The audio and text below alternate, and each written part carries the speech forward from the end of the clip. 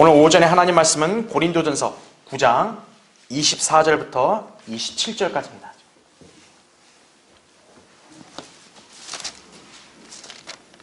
자, 제가 받들어 읽겠습니다. 경기장에서 달리는 사람들이 모두 달릴지라도 한 사람만이 상을 받는 것을 너희가 알지 못하느냐? 그러므로 너희도 상을 얻게 되도록 달리라. 이기려고 애쓰는 사람은 누구나 모든 일에 자제하나니, 이제 그들은 썩어질 면류관을 받으려 하지만 우리는 썩지 않을 면류관을 받고자 함이라 하죠. 그러므로 내가 그처럼 달리되 불확실하게 하지 아니하며 또 내가 그처럼 싸우되 허공을 치는 자같이 아니하노라 하죠. 내가 내 몸을 억제하여 복종하게 함은 다른 사람들에게 전파한 후에 어떻게 해서든지 내 자신이 버림을 받지 않게 하려는 것이라, 이렇게 말씀하고 있죠. 여러분, 이 본문을 볼 때 면면이 흐르고 있는 핵심적인 주제가 뭡니까? 승리죠. 승리를 위해서는 절제하라 이거죠. 그리고 하나님의 뜻과 말씀에 복종하라 이거죠. 그렇죠? 그러면 그 성도는 승리할 수 있는 것이, 그 승리하는 성도에게 주어지는 것은 썩지 않은 면류관이죠. 오늘 제목, 승리의 상징 면류관을 받으라 이거죠. 이 제목으로 말씀을 전하겠습니다. 인생에는 승패가 걸린 영역이 존재하기 마련입니다. 경쟁이 치열한 현대사회를 살아가는 사람들에게 있어 승리는 반드시 필요하고 누구나 갈망하는 법입니다. 자신이 승리하지 않으면 결코 이 세상을 살아갈 수 없게 되죠. 특히 이런 성향을 가장 잘 엿볼 수 있는 분야는 바로 운동 경기입니다. 운동 경기에서는 아무리 패자를 존중한다 해도 결국 승자가 영예를 누리는 거죠. 그 중에서도 무승부가 결코 존재할 수 없는 경기를 꼽으라면 단연 육상 경기일 것입니다. 축구 같은 구기 종목은 무승부가 존재할 수 있지만 육상에는 무승부가 없어요. 승리 아니면 패배예요. 그렇죠? 그리스도인의 어떤 영적인 삶, 여기에도 승리 혹은 패배만 있을 뿐 무승부는 없다 이거죠. 육상 경기에 참여한 선수 중에는 아무도 취미나 연습용으로 참여한 이는 없을 것입니다. 누구나 그 경주에서 승리하기 위해 온갖 뼈를 깎는 인내와 훈련으로 노력을 한 선수들이 다 참여하는 것이죠. 그들의 시선과 갈망은 오로지 승리일 뿐이다 이거죠. 승리를 위해 오래전부터 자신의 몸을 통제하고 때로는 하고 싶지 않은 연습이나 훈련을 반복하기도 하고, 심지어는 다른 사람들이 평범하게 누릴 수 있는 기호나 식습관도 누릴 수 없게 되기도 한다 이거죠. 그렇죠? 게다가 경기에 임하여 결승선을 통과할 때까지는 결코 포기하는 법이 없습니다. 그들의 관심은 오직 경주에서의 승리다 이거죠. 만일 자신의 시선을 다른 사람들의 삶에다 돌리든가 아니면 승리에 대한 열망이 없다면 어떻게 그런 삶을 살 수 있겠어요? 그렇죠? 그냥 대충 그냥 주변과 맞춰서 그냥 가겠죠. 그렇죠? 그래서는 승리할 수가 없죠. 그렇죠? 이것이 경주에 임하는 선수의 자세입니다. 그렇게 한 사람들 중에서 승리자는 한 명만 나오는 것이에요. 자, 그런데 성경에는 믿음의 경주에 참여하는 선수들이 있음을 말씀합니다. 바로 구원받은 그리스도인들이에요. 이 땅에서 그리스도인의 삶은 마치 자기 트랙을 잘 달려서 결승까지 도달해야 할 선수와 같습니다. 우리는 각자가 주어진 트랙이 다 있어요. 그 트랙은 개개인마다 분명히 여건이 다를 수 있다 이거죠. 중요한 것은 그 트랙을 달려서 경주를 해야 돼요. 완주할 뿐만 아니라 승리해야 한다 이거죠. 이것이 본문에서 우리에게 명령하시는 말씀입니다. 자, 경주 결코 쉬운 것이 아닙니다. 경주에 참여하여 승리하는 데까지의 과정을 보면 온갖 고통과 수고와 인내를 감내해야 되기 때문에 그런 거죠. 그리스도인들은 구원받은 이후부터 주 예수 그리스도를 믿고 섬기는 사람들입니다. 그러나 실제로 우리의 믿음 생활은 우리가 생각하는 대로 그렇게 순탄하지는 않아요.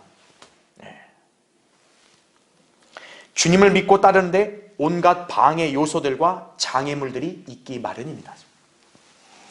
그렇게 우리의 믿음 생활도 결코 쉽지가 않죠. 그러니까 어떤 거예요?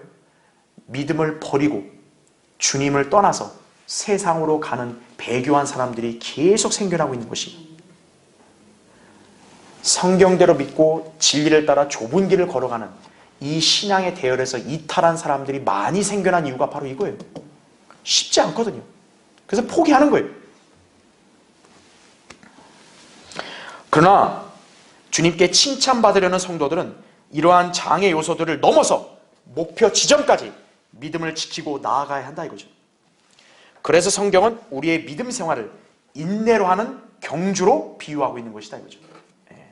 여러분 잠깐 거기 껴놓으시고 히브리서 12장 한번 보세요. 히브리서 12장 거기 1절 2절을 잠깐 보겠습니다.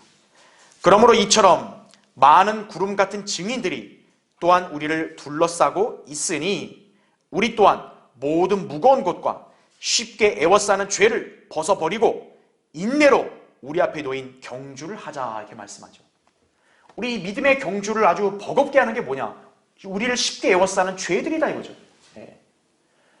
우리를 믿음에서 떨어져 나가게 하는 온갖 그런 환경과 요소들이다 이거죠. 그런 것들을 벗어버리고 인내로 경주하라 이거예요. 그러면서 2절을 보세요. 그리고 우리 믿음의 창시자요 완성자이신, 자 누구를 바라보자고요? 예수를 바라보자 이거죠. 이것이 우리가 경주를 완주하게 하는 동력인 거예요. 그는 자기 앞에 놓인 즐거움을 위하여 십자가를 견디시고 수치를 개의치 아니하시더니 하나님의 보좌 오른편에 앉으셨느니라 이렇게 말씀하고 있는 거죠.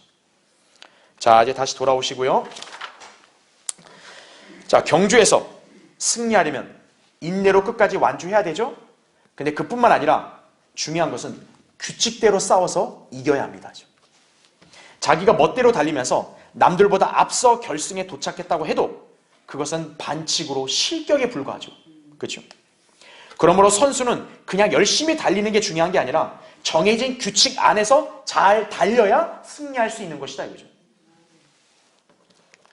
이처럼 그리스도인의 믿음의 경주도 규칙대로 임해야 한다 이거죠.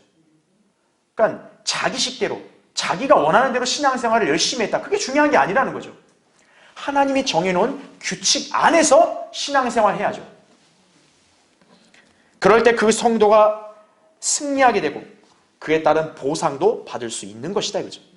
디모데후서 2장 5절에도 이기려고 애쓰는 사람이 규칙대로 하지 아니하면 멸류관을 얻지 못하니라 이렇게 말씀하고 있죠. 규칙이라 하면 바로 성경을 가리키는 것이, 그래서 성경대로 믿는다는 것이 굉장히 중요한 거예요. 그런데 그런 성경이 변개되면 되겠어요? 틀리면 되겠냐고요? 없음 있으면 되겠냐고요? 내가 이럴 때는 어떤 방식으로 지켜서 해야 되는가 봤더니 없대요. 그럼 어떡하라는 거예요? 그렇죠? 잘못된 규칙을 숙지하면 어때요? 역시 실격이라고요. 이것이 우리가 성경대로 믿는 믿음의 삶을 배우고 실행해야 되는 이유입니다.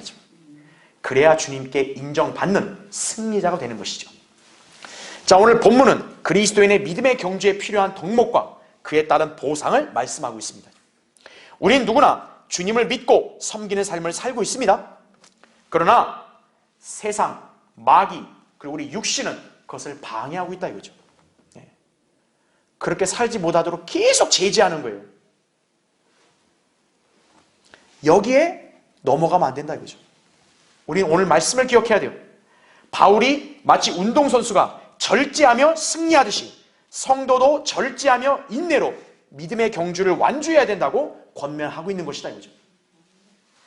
그럴 때 성도의 섬김과 행실이 주님 앞에 섰을 때 보상으로 직결된다는 것을 우린 잘 알아야 합니다. 자, 승리했다는 표식이 뭐예요? 주님 앞에 섰을 때 인정받고 상을 받는 것이에요. 여러분은 모두 그러한 성도들이 되어야 한다 이거죠. 그러려면 정해진 경주를 잘 달려야 합니다. 자, 여러분은 잘 달리고 있습니까? 오늘 설교의 주제는 승리하는 그리스도인으로 살려면 이거예요. 그래야 경주를 잘 달리고 있는 거죠. 그렇죠? 살펴보겠습니다. 첫 번째, 너희도 상을 얻게 되도록 달리라 이렇게 말씀합니다. 자, 거기 9장 24절 보세요. 고린도전서. 경기장에서 달리는 사람들이 모두 달릴지라도 한 사람만이 상을 받는 것을 너희가 알지 못하느냐? 그러므로 너희도 상을 얻게 되도록 달리라. 이렇게 말씀하고 있죠. 올림픽에 참여하는 선수는 국가를 대표하는 위치에 서 있습니다. 그런데 그 선수가 경기 임하기 직전에 인터뷰를 하면서 자기는 그저 즐기기 위해 한번 재미삼아 경기에 나왔다고 말했다면 그 선수를 바라보는 국민과 응원하는 사람들의 심정이 어떻겠어요? 아니 고작 그런 식으로 취급을 해? 이거죠. 여러분은 그런 선수를 응원하고 싶은 마음이 생깁니까? 별로 보고 싶지 않죠. 그렇죠? 자, 이것을 믿음의 경주에 들어선 우리 각인에게 한번 적용해 보십시오. 우리가 믿음의 경주에 진지함과 열성으로 참여하지 않는다면 그것을 보시는 주님과 또 우리를 곁에서 응원하는 저 하늘의 수많은 증인들이 얼마나 실망하겠냐고요. 아이 그냥 안 달려. 아이 그냥 뭐 승리가 중요해. 그냥 될 대로 살지 뭐. 이러면 여러분을 구원하신 주님이 볼 때 참 얼마나 이렇게 한심하고 얼마나 이렇게 불쾌하시겠어요. 그렇죠? 자, 고대 그리스에서 열린 운동 경기에는요. 노예, 외국인, 범죄자는 출전 자격이 없었습니다. 훌륭한 시민이자 강인한 체력을 가진 자유인에게만 출전 자격이 주어진 것이. 자, 참가 선수들은 길게는 10개월 정도까지 특별 훈련을 받았는데, 자, 훈련 기간에는 냉철하고 진지하게 자신의 생활을 통제해야만 했습니다. 자, 그들에게 있어 운동 경기 참여는 일종의 특권이었던 거죠. 아까 얘기한 대로 외국인, 노예 참여 못해요. 인정받는 진정한 그 국가의 자유인만이 참여하는 거예요. 그러니까 그 운동 경기에 나온다는 것 자체는 그 사람은 이미 그러한 위상이 있다는 게 입증이 되는 거죠. 자, 믿음의 경주에 참여할 수 있는 자격 오직 누구밖에 없어요? 구원받은 그리스도인밖에 없어요. 거듭나지 않은 교인들, 목사들, 설교자들, 선교사들 이런 사람들이 아무리 무슨 짓을 해도 그 사람들의 행보는 믿음의 경주와는 무관하다고요. 그냥 자기 식대로 사는 거예요. 그런 면에서 우리가 이 경주에 참여하고 있다는 것도 대단한 특권이라는 점을 알아야 된다 이거죠. 여러분이 성경대로 주님을 믿고 섬기는 이런 삶을 경시하면 안 돼요. 대단한 특권이에요.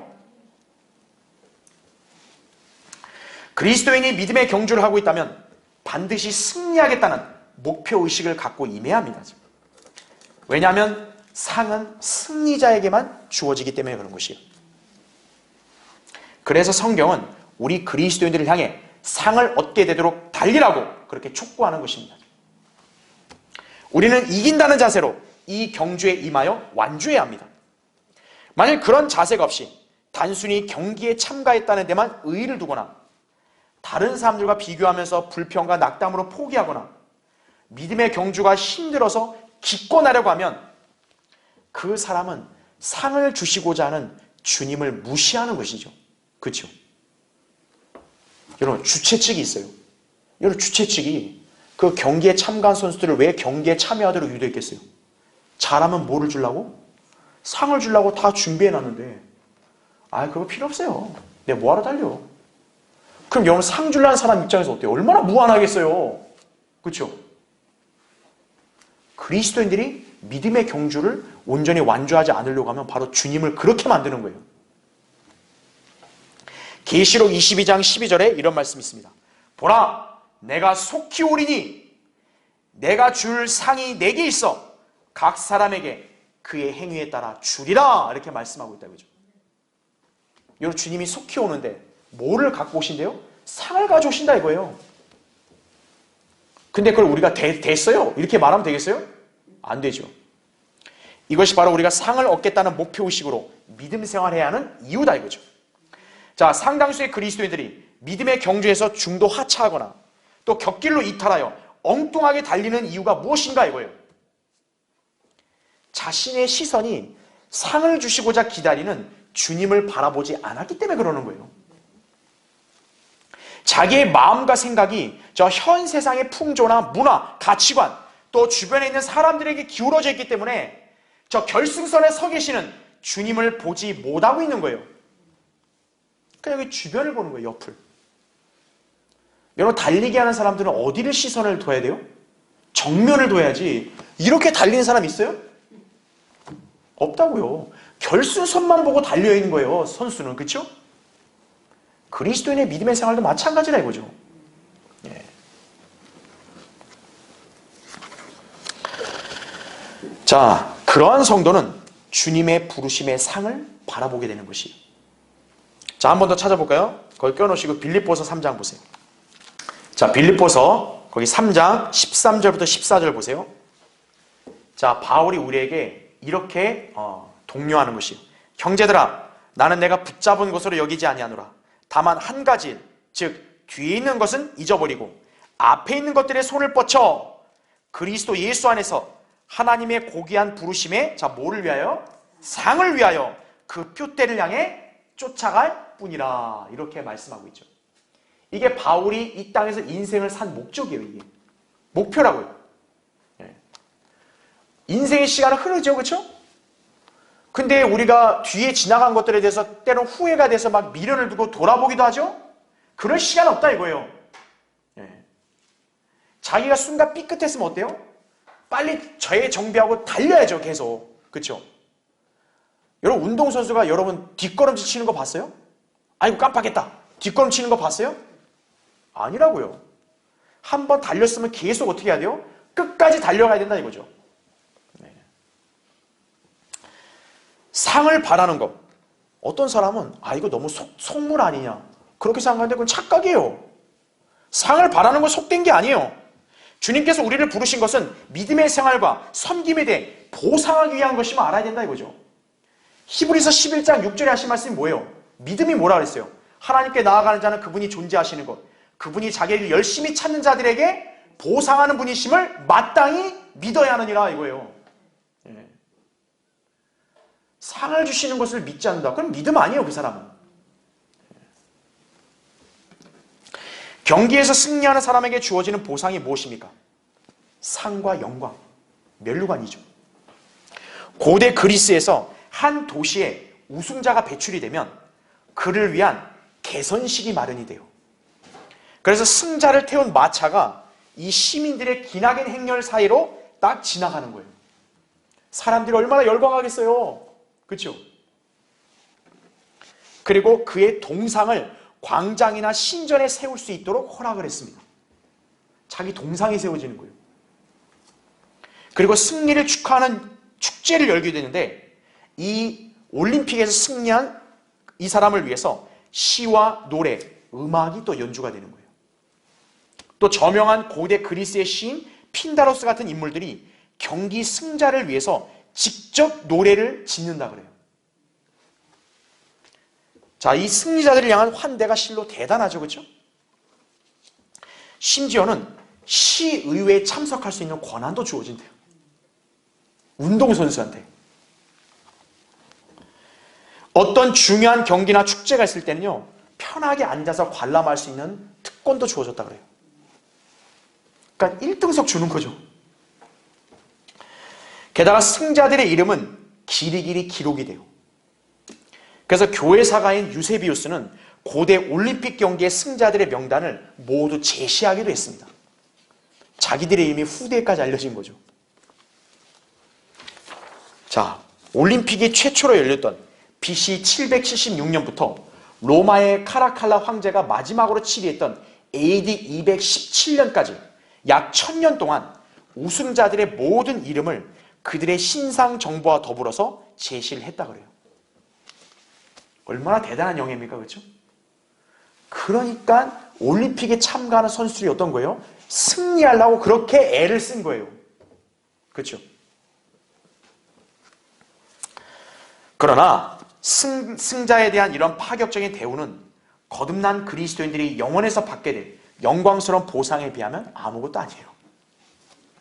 여러분이 믿음의 경주를 신실하게 완주하여 승리하면 그때 영광스러운 보상, 면류관, 칭찬, 유업이 바로 여러분을 기다릴 것이다 이거죠. 그렇죠? 이 세상의 그 어떤 보상도 여러분 시간이 지나면 어떻게 되죠? 서서히 잊혀지죠. 그리고 사라지죠. 네. 하지만 영원에서 우리가 받는 상과 칭찬은 영원히 기억될 것이다 이거죠. 이것을 받을 수 있는 가장 유리한 조건이 현재 우리에게 주어져 있는 거예요. 다른 교회들은 불가능해요. 왜요? 출발 자체가 잘못됐기 때문에. 여러분 지금 출발선 제대로 들어왔고 지금 경주를 제대로 시작하고 있는 거예요. 그렇게 유리한 조건이 주어졌는데 여러분이 정작 주님 앞에서 상을 못 받으면 얼마나 억울해요. 그렇죠? 이런 믿음의 경주를 경시하거나 포기해서야 되겠는가 이거예요. 우리 믿음의 생활에서 이탈한 사람들은 바로 그런 사람들인 거예요. 포기한 거예요. 자, 주님은 우리에게 상을 얻게 되도록 달리라고 명령하고 계십니다. 이것은 부담스러운 명령이 아니에요. 우리가 주님과 함께 영광을 누릴 수 있는 기회를 제공해 주시는 것이다 이거죠. 하늘의 수많은 군중들 앞에서 각자의 이름이 호명되고 그들에게 금과 은과 보석 등의 상급이 주어지고 고린도서 3장 12절에 그렇죠? 통치권을 상징하는 면류관을 하사해 주시는 것이다 이거죠. 성경에 그렇게 기록되었다면 그대로 되는 거예요. 에이, 그런 게 어디 있어요? 그건 성경을 믿지 않는 어리석은 자들의 생각이죠. 하나님께서 말씀에서 그렇게 했으면 그렇게 되는 거예요. 이것을 믿고 소망하는 것이 성경대로 믿는 그리스도인의 자세임을 알아야 한다 이거죠. 자, 승리하는 그리스도인을 살려면 두 번째로 이기려고 애쓰는 사람은 누구나 모든 일에 자제하나니 이렇게 말씀합니다. 여러분 거기 25절 보세요. 이기려고 애쓰는 사람은 누구나 모든 일에 자제하나니 이제 그들은 썩어질 면류관을 받으려 하지만 우리는 썩지 않을 면류관을 받고자 함이라 이렇게 말씀하고 있는 거죠. 운동 경기에서 승리하려면 당연히 자신의 몸을 최상의 상태로 유지해야 합니다. 또한 자신이 참여하는 그 경기에 능숙해질 수 있도록 부단히 훈련과 연습을 반복해야 합니다. 그러나 사실 주변에는 그런 선수의 길을 망치는 요소들이 존재합니다. 그러니까 여기서 절제를 하지 못하면 어떻게 되는 거예요? 그 선수들은 자기 관리에 실패하고 결국 경기에 참여하지 못하거나 참여했어도 패하게 되는 것이. 자, 운동선수들에게 제일 경계해야 될 독이 뭐냐면 흡연, 음주, 기름진 음식 이런 게 있겠죠. 그뿐만 아니라 나태함, 게으름, 심지어 성관계 등으로 자기 몸을 망치는 경우가 빈번하다 이거죠. 선수가 이런 것들로부터 자신을 지켜서 경기에서 승리하기 위해서는 절제가 필요한 것입니다. 자, 어찌 보면 평범한 사람들이 당연시하게 누리는 것들도 누리지 못할 정도로 절제하는 경우도 있다 이거죠. 흔히 우리는 라면도 쉽게 먹지만 그 사람들은 라면도 제대로 먹을 수 없다고요. 그렇죠. 절제해야 돼요.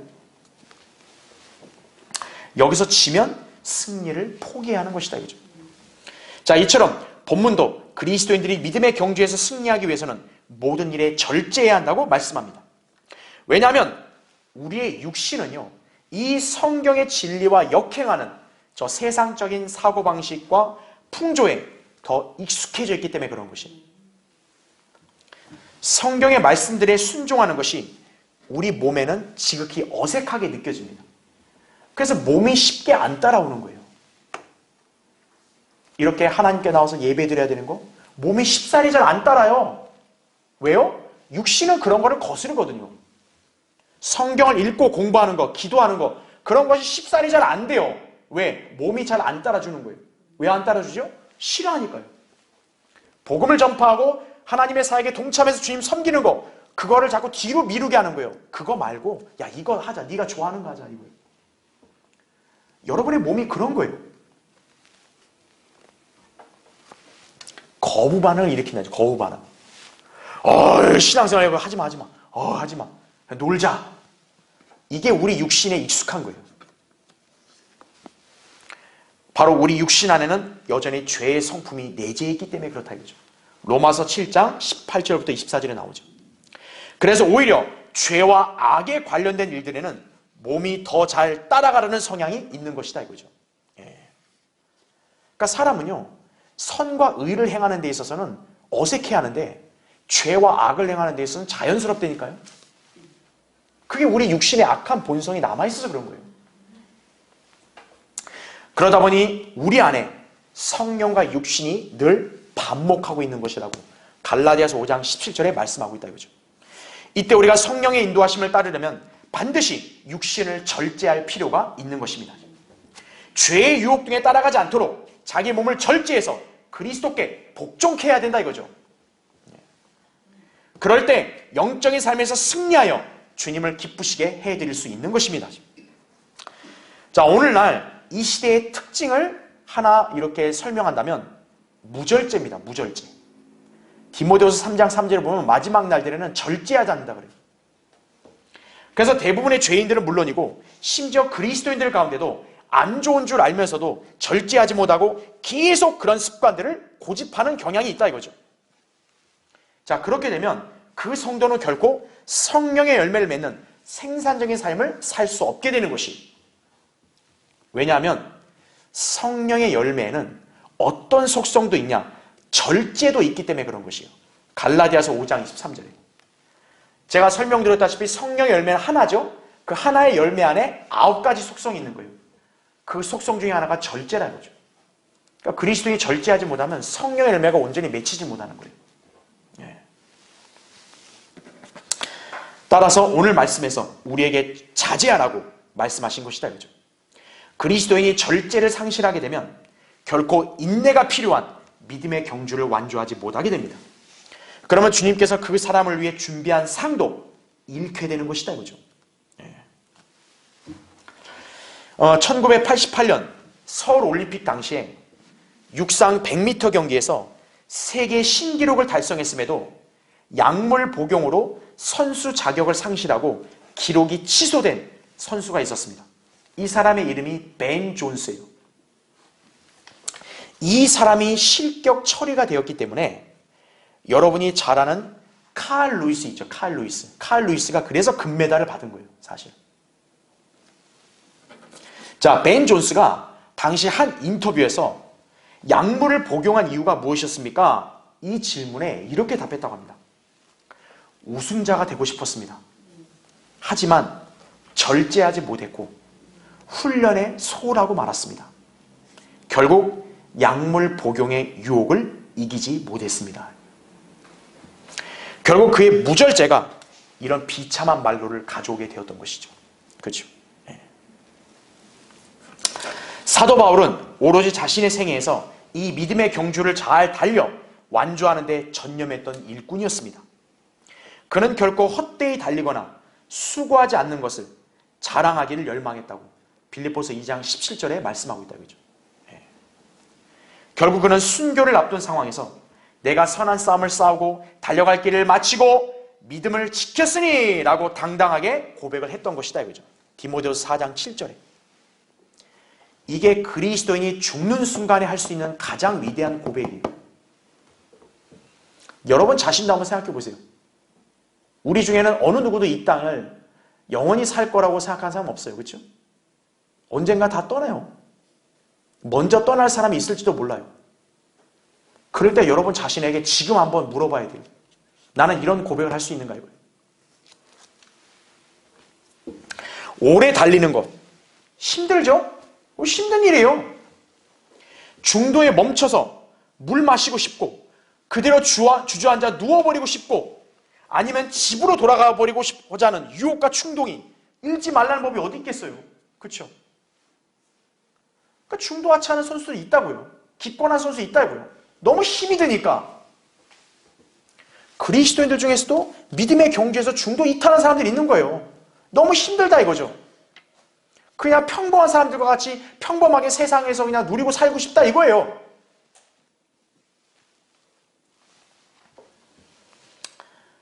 자, 바울이라고 해서 그런 유혹이 안 왔겠어요? 바울도 주저앉아 버리고 싶은 그런 심정이 안 들었겠냐고요. 자기 생애 가운데.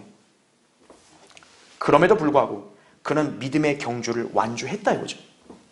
이것이 가능했던 것은 바로 절제했기 때문에. 순간 충동적으로 만약 믿음에서 이탈했으면 끝난 거죠. 그 충동을 절제해서 막은 거죠. 여러분도 그런 절제가 있어야 하는 거예요. 그리스도인도 사도 바울을 따르라는 성경의 명령에 순종한다면 자기에게 주어진 믿음의 경주를 완주해야 한다 이거죠. 그러기 위해서는 각자가 절제하고 생활을 해야 된다 이거죠. 믿음의 생활을 방해하며 우리를 넘어뜨리려는 온갖 죄의 유혹과 정욕으로부터 자신을 지키고 계속 믿음의 길을 가야 한다 이거죠. 이제 곧 주님께서 오셔서 우리 믿음의 경주를 점검할 날이 임박했다 이거죠. 주님이 오시면 이제 경기 끝난 거예요. 그러면 각자의 트랙을 이제 점검하시는 거예요. 다 달렸느냐?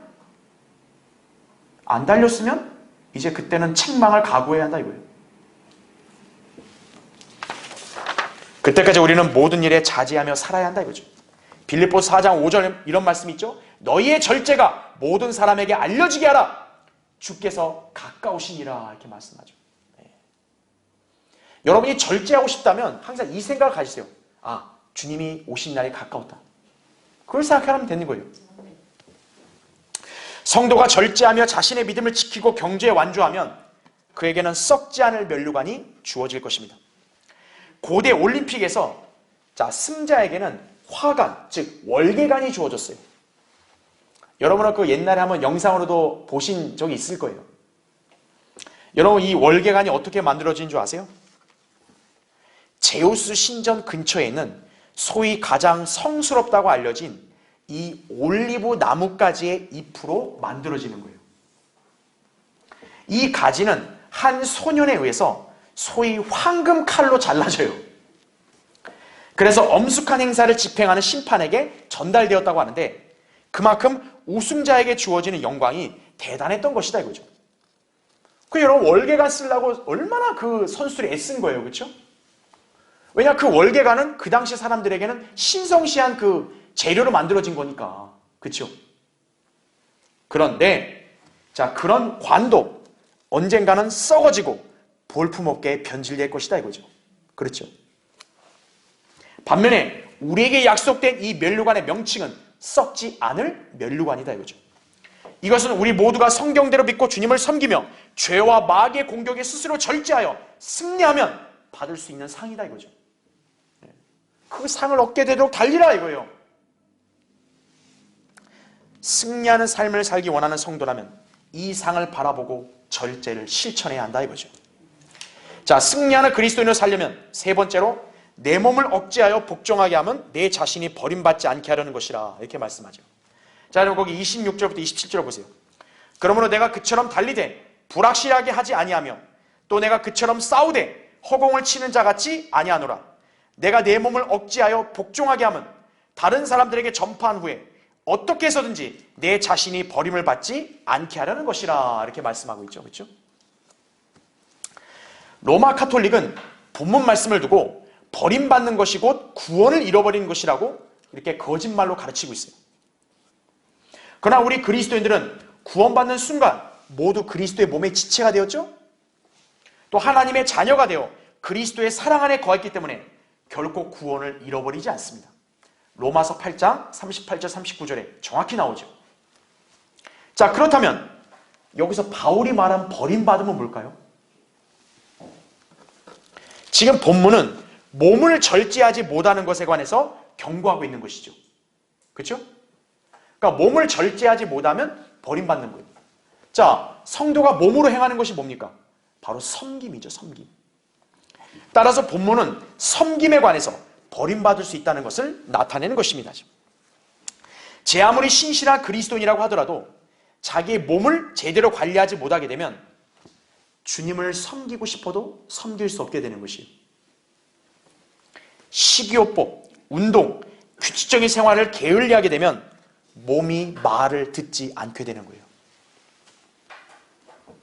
뿐만 아니라 그리스도인이 정욕을 억제하는 도덕적인 삶을 살지 못하여 음행이나 간음의 죄를 저질렀다든지 또 흡연이나 음주를 일삼았다면 영적으로 말할 것도 없고 육신적으로도 몸이 병들어서 그리스도의 사역을 감당할 수 없게 된다 이거죠. 주님께서도 더 이상 그 사람을 쓰실 수가 없기 때문에 그에게서 사역을 거둬가시는 거예요. 그래서 어떻게 하는 줄 아십니까? 다른 종과 일꾼에게 그 사역을 넘기시는 거예요. 복음 전파, 설교, 상담, 성경교육, 신방 등등 문서 선교 등등 그 모든 하나님의 소중한 사역 주님께서 다른 사람에게 옮기시는 거예요. 그게 바로 사역에 있어서 버림받는 거예요. 여러분 당장 몸이 건강하지 않으면 어떻게 돼요? 사역 못하죠. 하고 싶어도. 근데 하나님의 사역이 그 사람 때문에 멈추면 되겠어요? 안 되죠. 그러니까 하나님은 어떻게 하는 거예요? 그 사역을 다른 성도에게 맡기는 거죠. 바울은 바로 그 점을 염려했던 것이다 이거죠. 자, 성경은 우리에게 몸원 영을 모두 강건하게 지키라고 말씀하셨습니다. 우리가 잘 아는 데살로니가전서 5장 23절, 화평의 하나님 바로 그분께서 너희를 온전히 거룩하게 하시고 너희의 온 영과 혼과 몸이 우리 주 예수 그리스도께서 오실 때까지 책망할 것이 없게 보존되기를 하나님께 기도하노라 말씀하죠. 영과 혼뿐만 아니라 뭐요? 몸까지. 그렇죠? 그리스도인들은 몸과 영의 균형 잡힌 생활 필수입니다. 어떤 성도들은 너무 자기의 몸만 중시하지 막상 자기의 영적인 상태와 혼의 건강을 경시하는 성향이 있습니다. 반면에 또 다른 성도들은 너무 영적인 생활에만 관심을 두고 자기 몸을 돌보고 관리하는데 소홀히 하는 경우도 있어요. 둘 다 모두 성경적이지 않습니다. 사실 구원받은 성도의 몸, 누구 거죠? 하나님의 것이에요. 고린도전서 6장 19절 20절에 나온다 이거죠. 그래서 성도는 헌신해야 합니다. 로마서 12장 1절 2절에 분명히 명령하죠. 헌신하라 이거예요. 자기의 몸을 주님의 것으로 시인한다면 마땅히 자신의 몸을 잘 관리하여 주님께서 원하시는 대로 사용될 수 있도록 내어드려야 하는 것이다 이거죠. 구원받은 성도가 자기 몸을 망칠 수 있는 권리 없어요. 아, 내 몸을 내 마음대로 하는데요. 그 말이 안 된다는 거예요. 그건 구원받지 않은 사람들에게나 통용되는 말인 거예요.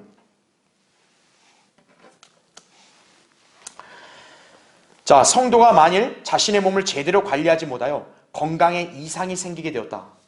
그러면 어떻게 헌신할 수 있겠어요? 그렇죠? 아무리 주님을 잘 섬기며 경배에 충실하고 봉사하고 싶다고 해도 이미 엎질러진 물은 주워 담을 수 없듯이 그 사람은 건강관리 실패로 인해 주님을 섬길 수 없게 됩니다. 성경은 사람이 무엇을 심든지 그대로 거둘 것임을 갈라디아서 6장 7절에 말씀하고 있죠. 건강도 예외가 아닙니다. 비록 자신이 늦게나마 구원을 받고 또 진리를 알아 주님을 올바로 섬기며 살려고 해도 과거에 자신이 육신에 따라 나쁜 습관들을 행했던 일들의 결과는 시간이 흘러서 고스란히 나타나게 되는 것이 지나친 흡연, 음주를 일삼았던 성도들은 안타깝게도 온갖 성인병에 시달릴 수 있는 거예요. 아니 왜 구원받은 그리스도인데 암에 걸리냐 이거죠. 과거에 암에 걸릴 만한 생활 습관을 가졌기 때문에 그런 거예요. 왜 당뇨, 고혈압, 고지혈증 이런 게 걸리냐 이거예요. 과거의 생활 습관이 그렇게 됐으니까 걸린 거예요. 아, 구원받았으니까 그런 게 다 없는 것처럼 해주세요. 그럴 수는 없다고요. 쉬는 대로 거두는 거예요.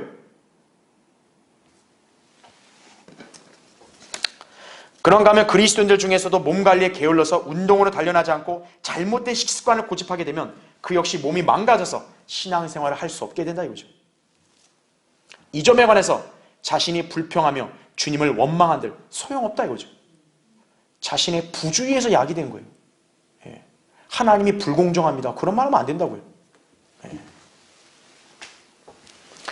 여러분은 단순한 연령이 중요한 게 아니라 자신의 몸을 주관하며 움직일 수 있다면 얼른 주님께 헌신하고 그분을 위해서 살고자 애를 써야 한다 이거예요. 그리고 주님의 일에 동참하여 그분께 쓰임 받아야 된다 이거죠. 바울은 우리를 운동선수와 비교하고 있습니다. 어느 운동선수치고 자기의 몸을 망치는 게으름뱅이는 없어요. 항상 몸을 단련하고 절제함으로써 운동선수로서의 활동을 멈추고 싶지 않을 것입니다. 물론 나이가 들어서 도저히 몸이 약해지면 못하겠지만 그 전까지는 운동선수는 계속 운동하고 싶죠. 그러려면 어떻게 해요? 자기 관리를 철저히 해야죠. 이와 마찬가지로 그리스도인들도 자기의 체력과 건강을 관리하도록 시간과 노력을 들여야 한다 이거죠. 난 어쩔 수 없어 그냥 될 대로 되라 이렇게 하면 그냥 될 대로 되라 그냥 가는 거예요. 그렇게 해서 죽어서 주님께 갔을 때 주님이 그 사람에게 뭘 칭찬하겠어요? 여러분이 할 수 있을 때 자신의 몸을 들여서 주님 섬기고 더 섬기며 경배에 참여할 수 있게 여러분 몸을 스스로 잘 관리해야죠. 그렇죠?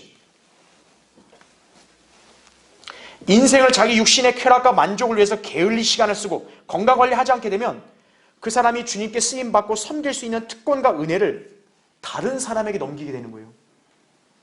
그걸 여러분 잘 아셔야 돼요. 주님께로부터 상과 칭찬받을 기회가 다른 사람에게 주어짐으로써 자신이 상과 유업과 복을 받을 기회를 상실하는 거예요. 여러분, 우리 속된 말로 하잖아요. 아, 저 사람은 복을 자기 발로 찼네 그러잖아요. 복을 자기 발로 차는 거예요. 예. 능동적이고 진취적으로 자기를 관리하고 주님께 자신을 드리지 않고 그냥 사는 사람들은 자기 복을 발로 차는 거예요, 그냥.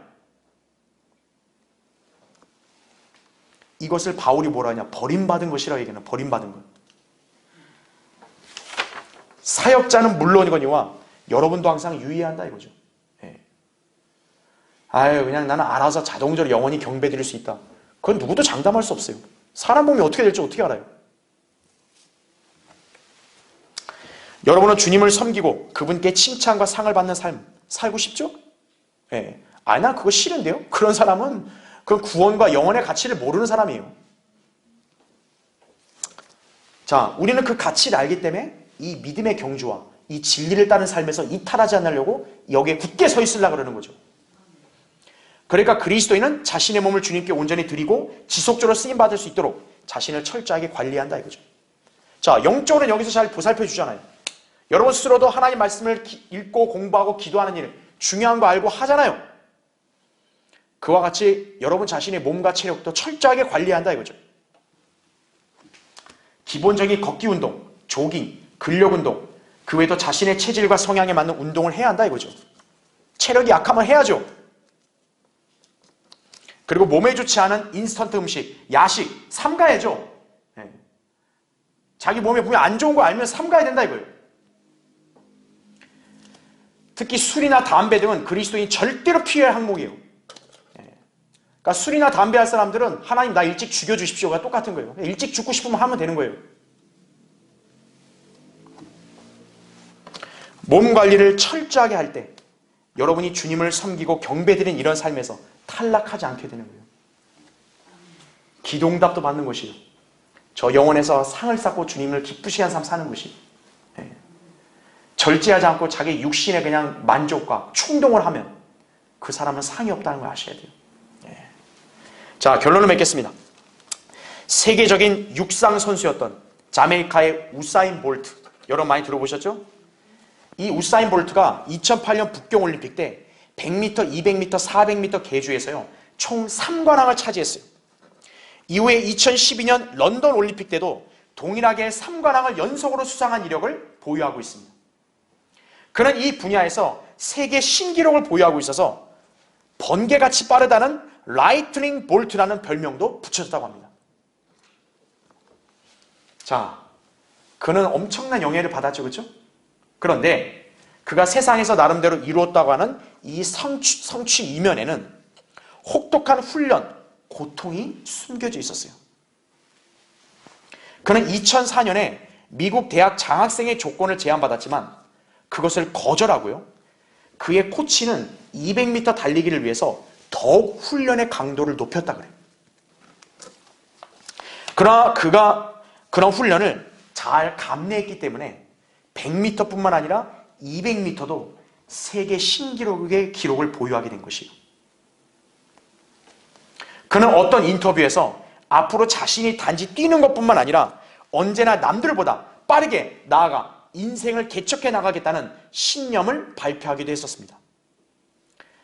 그러니까 세상에서는 그를 전설이라고 칭송해 주는 거죠. 그렇죠? 자, 그런데 여기에는요 또 하나의 경주자가 있습니다.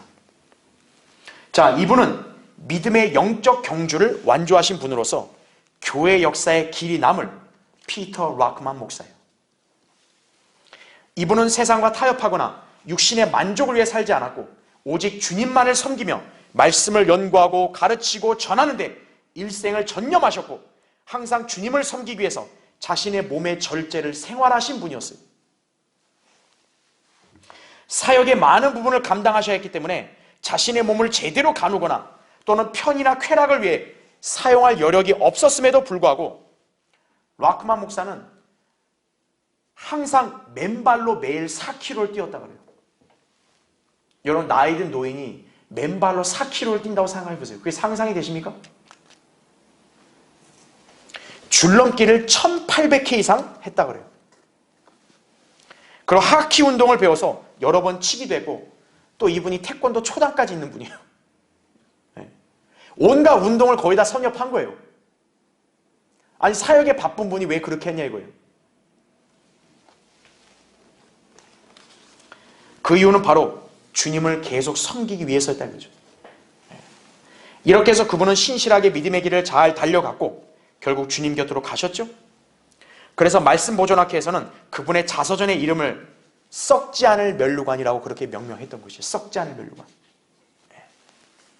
자기를 잘 절제하고 승리했다 이거예요. 그분의 신실한 사역과 영적 전쟁에서의 승리의 삶이 인생 곳곳에 나타나게 됐던 것이죠. 자, 저는 지금 여러분에게 두 사람을 소개했어요. 여러분, 이 둘 중에 누가 진정한 승자라고 생각하십니까? 우사인 볼트예요? 피터 락만이에요? 여러분은 잘 알 거예요. 둘 다 경주를 완주했어요. 하지만 우사인 볼트는 육신의 경주를 완주하여 메달 받고 월계관 썼고 종교가 찬사를 받았지만 결국 그런 것들은 이 세상과 함께 썩어 없어져 버릴 것이다 이거죠. 반면에 피터 락만 목사는 비록 이 세상에서 인정이나 안락을 추구하지는 못했어도 믿음의 경주를 신실하게 완주했기 때문에 썩지 않을 면류관을 받고 주님과 함께 영원한 영광에 동참할 것이다 이거죠. 네. 그분이 지금 이 땅에 남아있는 우리 후대에게 도전을 주고 싶은 말씀이 뭐겠어요? 바로 이거예요. 모든 일에 자제하고 상을 얻게 돼도 달리라 이거예요. 이제 그분이 행한 발자취 우리 이 땅에 남아 지켜봤습니다. 우리의 삶이 어떠해야겠습니까? 우리 모두가 바로 이 썩지 않을 면류관을 주님께로부터 받고 인정받는 성도가 되어야 합니다. 주님께서는 우리 모두에게 이 상을 주시고 우리를 승리자로 인정해 주기를 원하세요. 네. 아, 이건 한 명만 받는 거 아닙니까? 아니에요. 승리한 모든 그리스도인들이 썩지 않을 면류관 받을 수 있다 이거예요. 그 면류관을 우리가 주님께로부터 받았을 때 여러분은 아, 나는 이 땅에서 승리하는 삶을 살았구나. 그걸 확신하는 것이에요. 자, 우리는 오늘 말씀을 통해 그리스도인으로서 절제하고 상을 주시는 주님만을 바라보며 그분을 섬겨야 합니다. 그게 승리하는 그리스도인으로 사는 비결이에요. 영광스러운 보상을 받는 비결이고 승리자로서 우리가 장차 누릴 그 영예를 항상 생각하면서 오늘도 우리 각자에게 주어진 믿음의 경주를 잘 달리시길 바랍니다. 자, 기도하겠습니다.